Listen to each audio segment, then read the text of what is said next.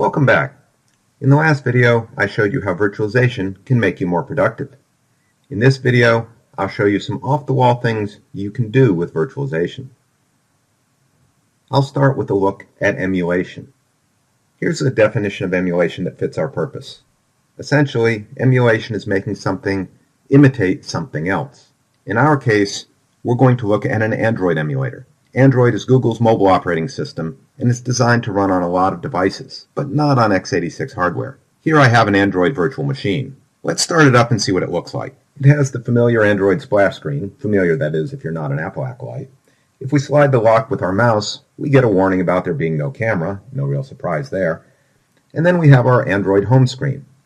There are the usual apps and widgets like my email and Google Maps because unlike with Apple Maps, I prefer getting to my destination. If I look at different screens, I see different apps and widgets, like system settings and my calendar. If I click on the apps icon, I see a variety of apps loaded on my system. The Google Play app works so I can download more. Let's start up Google Translate. I'll ask it to go from English to, say, Danish, so I can ask where to eat when I'm in Greenland. I'll spare you any attempt at pronunciation. Now let's fire up my email and send a message to my friend Jason. I'll say something really pithy and interesting to get his attention.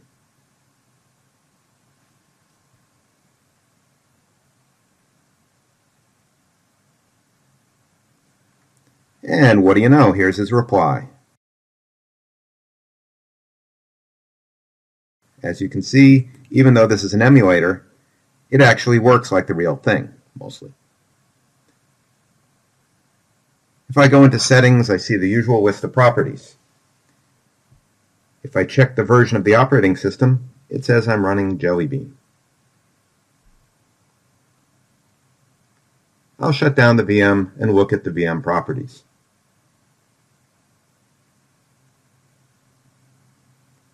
As you can see, it looks a lot like any other virtual machine. Pretty cool. This next section is something I definitely don't recommend trying at home. You'll see why in a minute. Here I have a Windows 8 desktop. If I look around, I see the normal Windows 8 elements.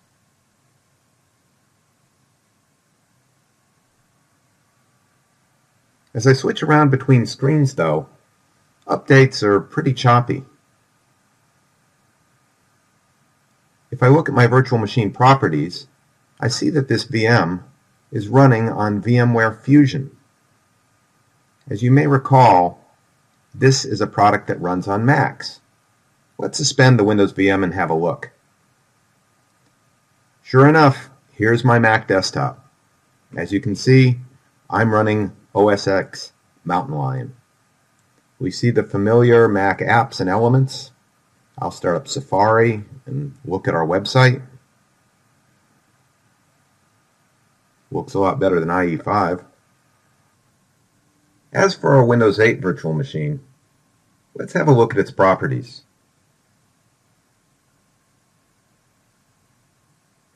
They look pretty similar to what we see in VMware Workstation on a PC. Now I'll shut down my system. So is it possible that I actually bought a Mac? Not on your life. What I have is a Mac virtual machine running on my Windows 7 laptop. As with the Android emulator, it works just like the real thing. But unlike an emulator, OS X runs native on x86. And here's my VMware Workstation console. I was actually running nested virtual machines, with Windows running inside of Mac, running on Windows. So that's it for my stupid VM tricks. My next video will switch gears a bit and look at virtualization at a larger scale.